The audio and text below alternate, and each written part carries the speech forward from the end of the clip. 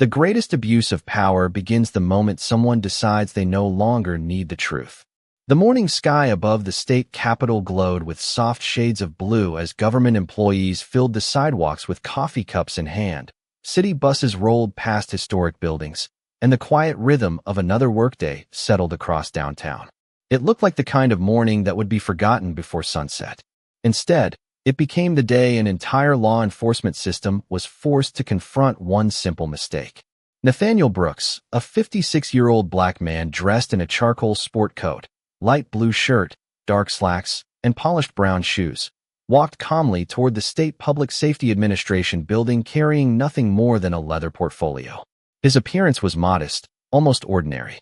There was no security detail surrounding him, no official motorcade, and no badge displayed around his neck. For decades, Nathaniel had believed that genuine leadership should never depend on visible symbols of authority. Respect earned through character lasted much longer than respect demanded through rank.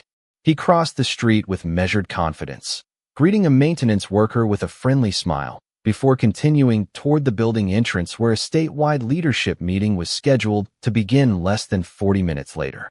Inside his portfolio rested strategic reports, policy recommendations, and proposals designed to strengthen accountability throughout the entire state police force. Ironically, one section focused specifically on improving professional decision-making during public encounters. Before Nathaniel could reach the front steps, 3 white police officers approached from different directions with expressions that immediately shifted the atmosphere around the busy sidewalk. One officer quietly spoke into his shoulder radio while another studied Nathaniel with unmistakable suspicion.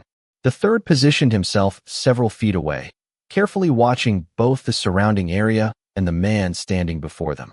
Nearby pedestrians noticed the unusual attention and instinctively slowed their pace. Government employees paused outside the building entrance. A food truck vendor looked up from serving customers. Within moments, curious eyes began following every movement. Nathaniel stopped immediately, maintaining a relaxed posture and respectful expression. Years of public service had taught him that calm often prevented situations from becoming worse. The senior officer introduced himself as Officer Kyle Donovan before politely asking Nathaniel to identify himself and explain why he was entering the government complex carrying official-looking documents. Nathaniel answered in the same composed voice he had used throughout countless leadership meetings during his career. "Good morning, officer. I am here for a scheduled meeting inside the administration building." Kyle glanced toward the leather portfolio before looking back at Nathaniel. "Can you provide identification, sir?" Nathaniel nodded without hesitation. "Of course." Slowly and deliberately, he reached inside his jacket and removed his wallet, carefully presenting a government identification card exactly as requested. Kyle accepted it, briefly scanning the card before his expression changed from curiosity to doubt. He looked at Nathaniel again, then back at the identification, as though the information in his hands refused to match the assumptions already forming in his mind. Around them, more people quietly gathered along the sidewalk. Several phones appeared as bystanders began recording from a respectful distance. Nathaniel remained perfectly still, never raising his voice or questioning the officer's authority to verify his identity. He simply waited with quiet confidence, unaware that within the next few minutes a routine request for identification would grow into a public misunderstanding that neither the officers nor the growing crowd would ever forget. Nathaniel Brooks kept his hands visible and his posture relaxed as Officer Kyle Donovan examined the identification card more carefully.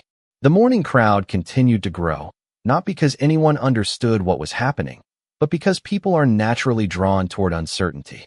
Office workers slowed their pace. A television reporter walking toward a nearby government hearing paused to observe from across the street. Several employees standing near the entrance quietly exchanged puzzled looks. Nathaniel remained patient, allowing the silence to settle without attempting to fill it. He had spent more than 3 decades serving the public, and experience had taught him that calm often carried more authority than raised voices ever could.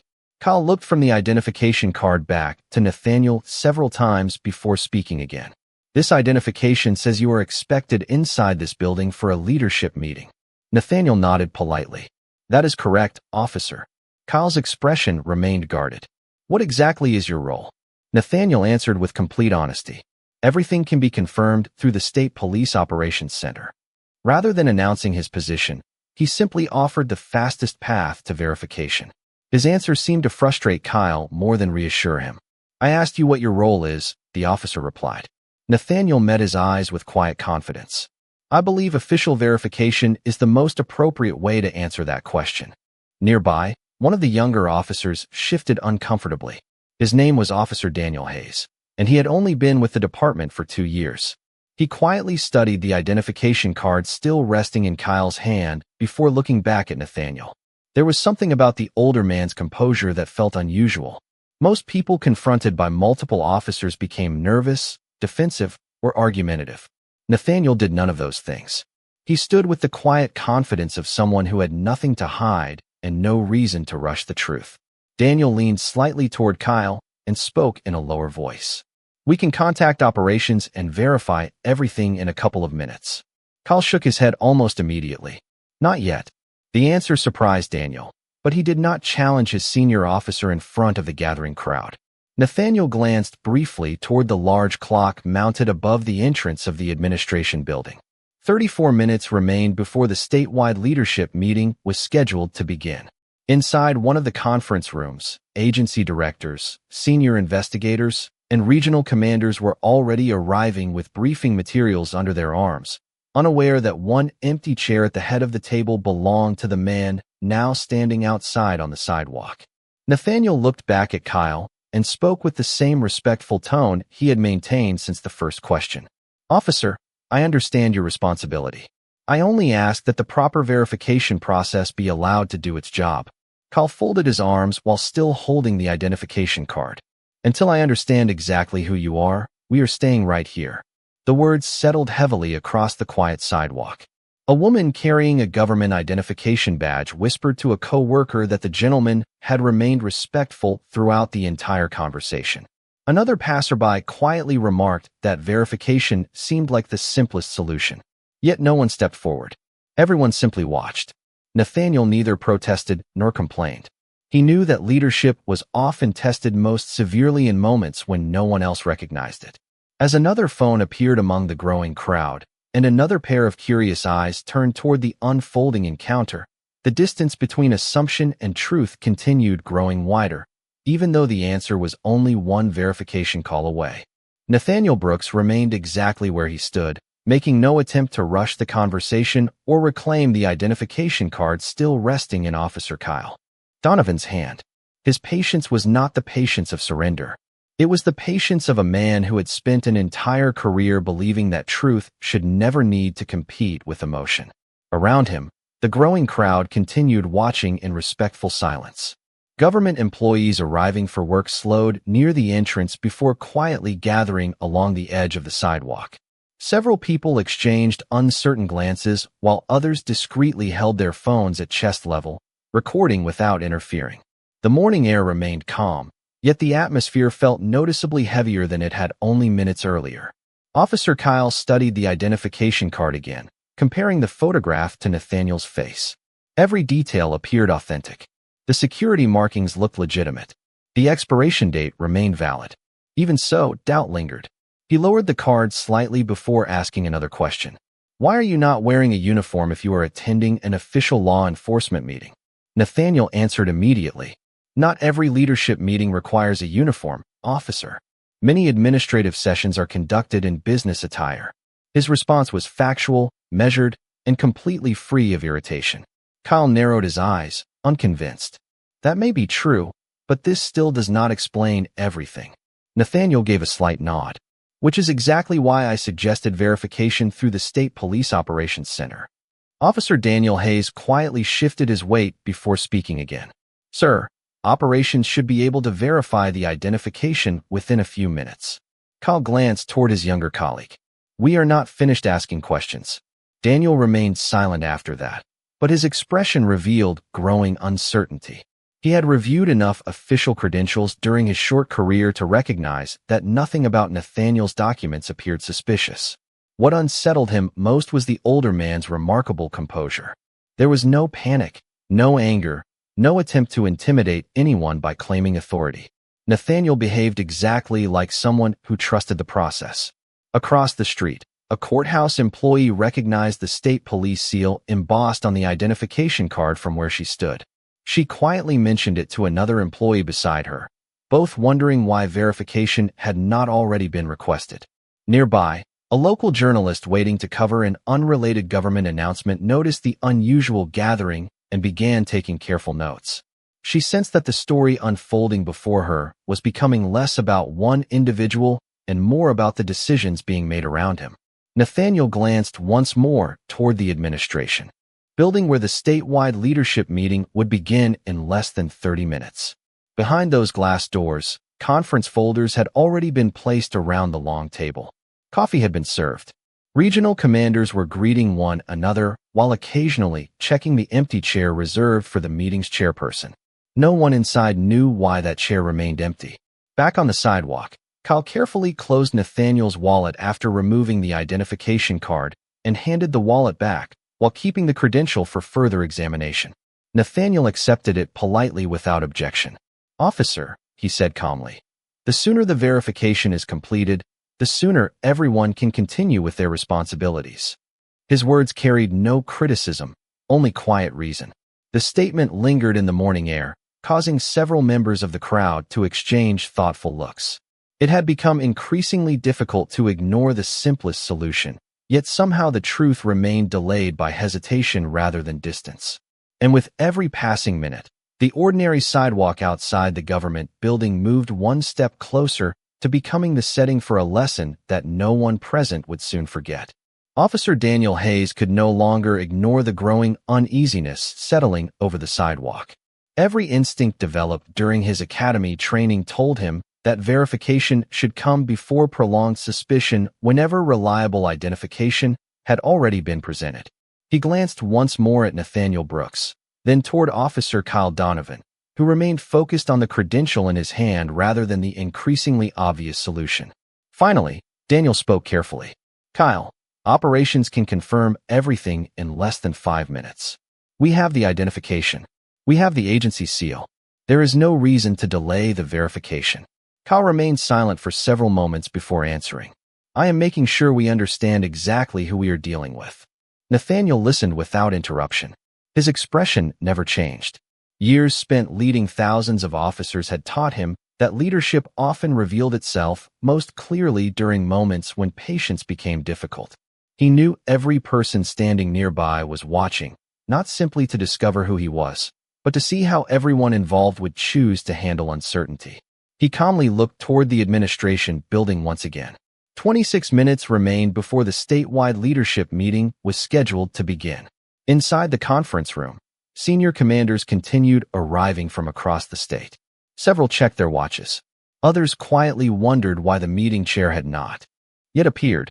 No one imagined that the reason stood less than 100 yards away, waiting for a simple verification request. A woman wearing an employee badge stepped quietly out of the government building and paused near the entrance. She recognized the state police emblem printed on the identification card from across the sidewalk and exchanged a concerned glance with another employee. Neither wanted to interfere with an active police encounter, yet both found themselves asking the same silent question. Why had no one contacted the operations center yet? Nearby, the local journalist who had been observing since the beginning quietly activated her audio recorder. She sensed the story had shifted from a routine security check into something far more significant. It was no longer about one man carrying official documents. It had become a test of whether procedure would overcome assumption. Nathaniel finally spoke again, his voice calm, steady, and completely free of frustration. "Officer Donovan, I respect your responsibility to verify my identity. I simply ask that the verification be completed through the proper channel." Kyle looked directly at him. "And if the verification does not match your story?" Nathaniel answered without hesitation. "Then you should follow whatever procedure the law requires." The simplicity of the response surprised several people standing nearby. There was no challenge, no attempt to impress anyone with authority, and no demand for special treatment. Daniel quietly reached toward his shoulder radio, hesitating only briefly before speaking into the microphone. "Dispatch, this is Unit 12. requesting immediate identity verification through the State Police Operations Center. Kyle turned toward him, but did not interrupt. The request had already been transmitted. A few seconds later, dispatch acknowledged the call and advised that operations had been contacted. An unusual stillness settled across the sidewalk. Conversation stopped. Even passing traffic seemed strangely distant as everyone instinctively waited for the answer. Nathaniel folded his hands comfortably in front of him, showing neither relief nor concern. He simply trusted the process he had spent his career teaching others to follow. Somewhere beyond the city streets, a telephone inside the State Police Operations Center had just begun to ring, carrying with it the truth that was about to transform an ordinary morning into a lesson every person standing on that sidewalk would remember for years to come. Every eye remained fixed on Officer Daniel Hayes as he held the shoulder radio. Close, waiting for the response from the State Police Operations Center. The seconds felt unusually long. Nathaniel Brooks stood quietly beside the government building in trance, his leather portfolio resting comfortably against his side, showing no sign of frustration despite the growing attention surrounding him. He had spent an entire career reminding officers that patience was strongest when tested in public, and now those same principles quietly guided his own actions. Around the sidewalk, conversations had nearly disappeared. The government employees who had gathered near the entrance stood silently. The food truck vendor stopped serving customers for a moment. Even the local journalist lowered her notebook, sensing that whatever happened next would determine the direction of the entire morning. Officer Kyle Donovan continued holding Nathaniel's identification card, though his confidence no longer appeared as certain as it had only a few minutes earlier. For the first time, he seemed less interested in proving himself right and more interested in hearing what operations would report. Then Daniel's radio came alive. Unit 12, this is dispatch. Stand by for priority verification from the State Police Operations Center. Daniel answered immediately. Unit 12 standing by. A brief silence followed before a different voice came across the radio, calm, professional, and unmistakably authoritative. Unit 12, this is State Police Operations. Please confirm the identification number you are holding. Daniel carefully read the number exactly as printed on Nathaniel's credential. Several more quiet seconds passed while operations completed the verification. Nathaniel remained completely still, his attention focused neither on the officers nor the growing crowd, but simply on allowing the process to work exactly as it had been designed. Finally, the operations supervisor returned to the line. Unit 12, the credential is authentic. The individual in your presence is Commissioner Nathaniel Brooks, Superintendent and head of the State Police Force. He is currently expected inside the State Public Safety Administration building for the statewide executive leadership meeting beginning this morning. We request that his identification be returned immediately. Executive command staff have already been notified of the delay. The words settled over the sidewalk with remarkable weight. Daniel slowly lowered the radio, his eyes widening slightly as he looked toward Nathaniel with unmistakable respect. Officer Kyle Donovan remained motionless for several long seconds, still holding the identification card that only moments earlier had seemed impossible to believe. Around them, members of the crowd quietly exchanged stunned expressions. Several people lowered their phones. Others simply stood speechless, realizing they had just witnessed assumptions unravel beneath the weight of verified facts. The courthouse employee who had recognized the state police emblem earlier slowly exhaled, relieved that the truth had finally been confirmed. The local journalist quickly wrote down every word she had heard from the radio transmission, recognizing that this story had become far more significant than a routine identification check. Nathaniel looked calmly at Officer Kyle and spoke with the same steady voice that had never changed throughout the encounter. "Officer, thank you for allowing the verification process to reach its conclusion." There was no triumph in his words, no anger, no attempt to embarrass anyone standing before him, only quiet professionalism.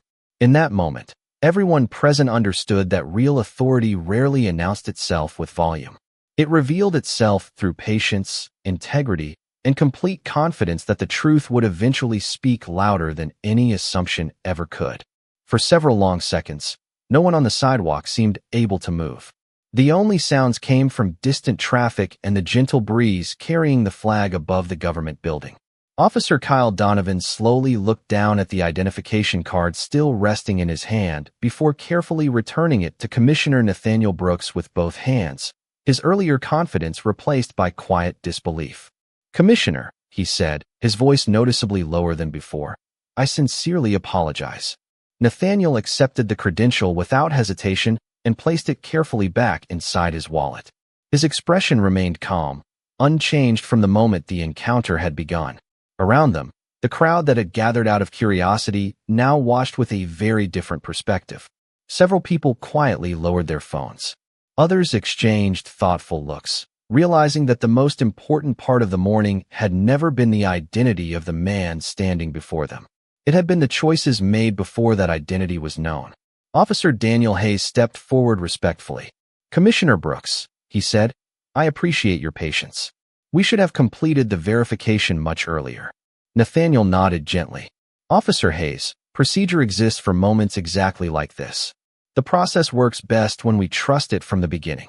His words were simple, yet every person standing nearby seemed to understand their meaning. At that moment, the sound of approaching vehicles echoed from the opposite end of the street.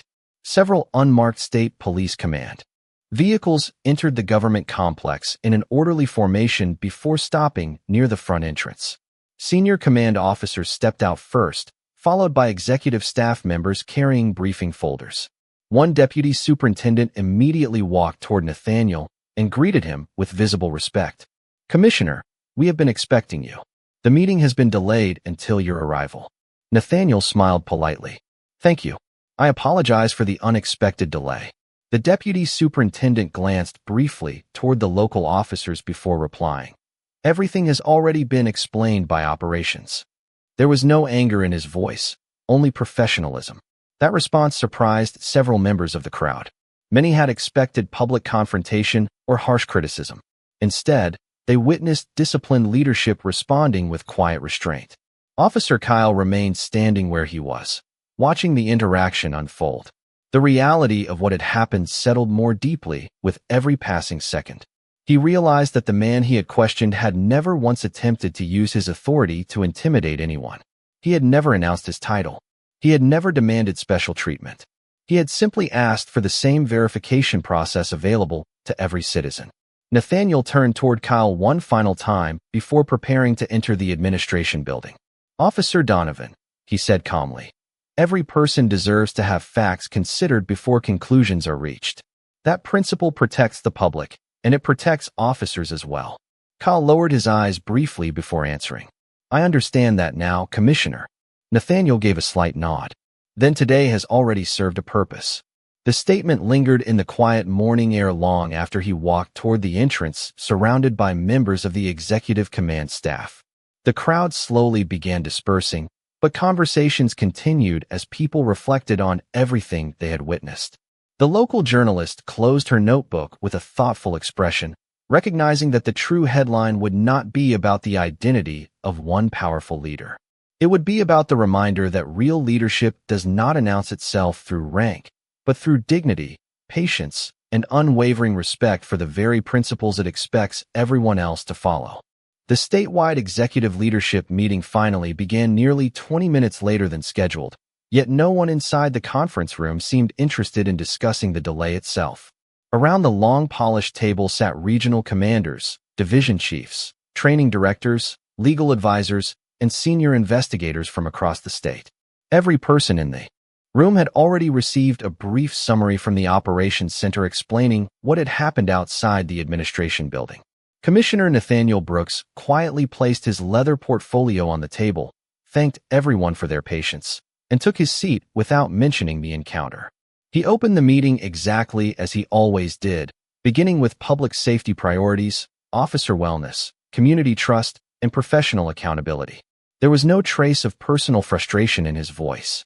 The agenda remained focused entirely on serving the people of the state. Across town, however, the morning encounter had already begun spreading far beyond the government complex. Several bystanders uploaded short video clips recorded during the incident. Local news organizations quickly obtained permission to broadcast portions of the footage, carefully showing the respectful interaction while explaining that official verification had ultimately confirmed the identity of the state's highest-ranking police leader. Commentators across television, radio, and online media focused less on Nathaniel's title and more on the decisions made before anyone knew who he was. Community members asked thoughtful questions about verification procedures, leadership, and public trust. Retired officers appeared on local broadcasts emphasizing that proper procedure protected both citizens and law enforcement professionals. Throughout the day, Officer Kyle Donovan found himself replaying every moment of the encounter. He remembered Nathaniel's calm voice, his repeated request for official verification, and his refusal to become argumentative even while surrounded by growing public attention. The realization settled heavily on him that the commissioner had never relied on his position to end the encounter. Instead, he had relied entirely on the same professional process expected for everyone else. That lesson stayed with Kyle long after his patrol shift ended. Officer Daniel Hayes experienced the morning differently. Rather than dwelling on embarrassment, he reflected on how close he had come to requesting verification much earlier. He understood that following proper procedure sometimes required the quiet confidence to speak up, even when working alongside more experienced officers. That evening, he reread sections of the department's professional standards manual, recognizing that policies existed not simply as rules, but as safeguards against assumptions. The following afternoon, the Department of Public Safety announced that an administrative review would examine every stage of the encounter, not to publicly shame individuals, but to identify opportunities for improving training, supervisory decision-making, and verification protocols across the entire agency. Commissioner Brooks personally approved the review while making one request that surprised many people. He instructed investigators to focus on improving systems rather than assigning blame before all facts had been carefully evaluated. His decision quickly became another headline. Reporters expected retaliation from the state's highest-ranking police official. Instead, they found measured leadership grounded in fairness and responsibility. Late that evening, after the administration building had grown quiet and most offices were empty, Nathaniel stood alone beside his office window overlooking the illuminated city below. He reflected on the unexpected events of the day, not with bitterness but with renewed determination. If one misunderstanding involving the head of the state police force could reveal weaknesses in professional procedure, then correcting those weaknesses might protect countless ordinary citizens whose names and titles no one would ever recognize. In that quiet moment, the purpose of leadership became even clearer than before. Real authority was never about proving who you were. It was about ensuring that fairness remained stronger than assumption for everyone equally. Over the following weeks, the administrative review moved forward with remarkable transparency. Investigators examined dispatch recordings, body camera footage, written reports, witness statements, and departmental procedures with one objective above all others: understanding how a routine identity verification had developed into a public lesson about leadership and professional responsibility. Commissioner Nathaniel Brooks insisted that every finding be supported by evidence rather than assumption, the very principle he had quietly defended on the sidewalk that morning. Review panels interviewed officers from every level of the agency, asking not only what decisions had been made, but why those decisions had been made. The process soon revealed that existing verification procedures were clear, yet hesitation and unnecessary delays had allowed assumptions to influence judgment before official confirmation was requested. Rather than criticizing individuals alone, the review identified opportunities to strengthen training throughout the entire state police force. New guidance emphasized immediate verification whenever authentic government credentials were presented, reinforcing that professionalism depended on evidence instead of appearances. Officer Kyle Donovan voluntarily met with the review board and accepted responsibility for his decisions without attempting to shift blame. He explained that the experience had permanently changed the way he approached every encounter. "I believed I was being thorough," he admitted. "I now understand that thoroughness begins with verifying facts as early as possible, not after doubts have already grown." His honesty surprised many people involved in the review. Officer Daniel Hayes also shared his perspective, acknowledging that he should have spoken with greater confidence when he first recommended contacting the operations center. Supervisors praised his willingness to reflect openly, reminding younger officers that responsible policing sometimes required respectfully questioning decisions when procedure pointed in another direction. Commissioner Brooks later addressed academy instructors, field training officers, and command staff during a statewide professional development conference. Standing before hundreds of law enforcement professionals, he never mentioned his own experience directly. Instead, he spoke about the responsibility carried by every badge. Authority earns trust only when it remains accountable to the truth, he said calmly. Verification is not a sign of weakness. It is one of the strongest protections we have for both the public and those sworn to serve them. The audience remained silent as his words settled across the room. Many instructors later incorporated that message into future academy lessons, using practical scenarios that emphasized communication, patience, and objective decision-making. Months after the encounter, internal training manuals were updated to include expanded guidance on respectful verification procedures, leadership under public scrutiny, and decision-making during high-visibility encounters. Community organizations welcomed the changes, noting that meaningful progress often began when institutions were willing to learn from difficult moments rather than ignore them. Nathaniel viewed those improvements as the most valuable outcome of the entire experience. He never measured success by headlines or public attention. He measured it by whether the next officer facing uncertainty would choose evidence before assumption and fairness before conclusion. As another sunrise illuminated the same government building where everything had begun, employees once again crossed the sidewalks carrying coffee and briefcases, unaware that the lessons learned there had quietly reshaped an entire agency. The building looked exactly as it always had, yet the people responsible for protecting the public carried forward a deeper understanding that true leadership was demonstrated not by rank alone, but by the courage to improve whenever the truth revealed a better path. Nearly a year after that unforgettable morning, the story had quietly become part of the culture of the state police force rather than simply another archived incident report. New recruits entering the academy no longer learned only about procedures and policies. They also studied the importance of humility, objective decision-making, and the responsibility to verify facts before allowing assumptions to shape professional judgment. Instructors often reminded cadets that every encounter represented an opportunity to strengthen public trust or weaken it, depending on the choices made in those first few moments. Commissioner Nathaniel Brooks continued leading the agency with the same quiet discipline that had defined his career long before the incident occurred. He never referred to himself as the center of the story. Instead, he spoke about the importance of building a culture where every citizen received the same fairness regardless of appearance, occupation, or social status. During one leadership conference attended by officers from across the state, he shared a simple observation that remained with everyone in the room. Character is revealed long before identity is confirmed. No one applauded immediately. The silence itself reflected how deeply the message had settled into the audience. Officer Kyle Donovan remained with the department and gradually earned back the confidence of his colleagues by demonstrating genuine growth rather than offering empty promises. Supervisors noticed that he approached every future encounter differently.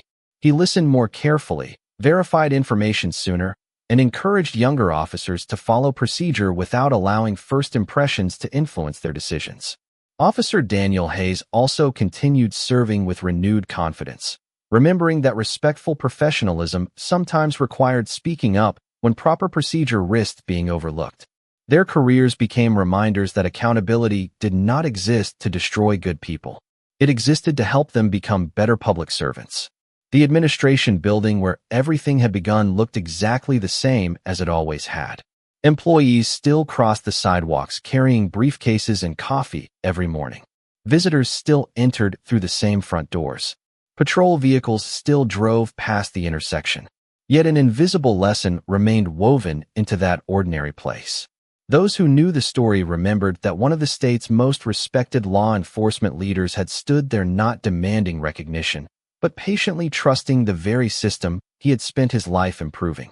Looking back, Nathaniel understood that the greatest outcome had never been the apology, the administrative review, or even the policy changes that followed. The greatest victory was knowing that future encounters might unfold differently because officers had learned to let evidence speak before assumption. As the sun slowly set behind the Capitol skyline one quiet evening, Nathaniel paused outside the building before walking toward his car.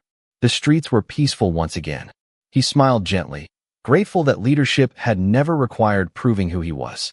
It had only required remaining faithful to the principles he expected everyone else to uphold. Some people wear authority on their shoulders. Others carry it in their character. And when truth finally arrives, it always reveals which one deserves to be remembered.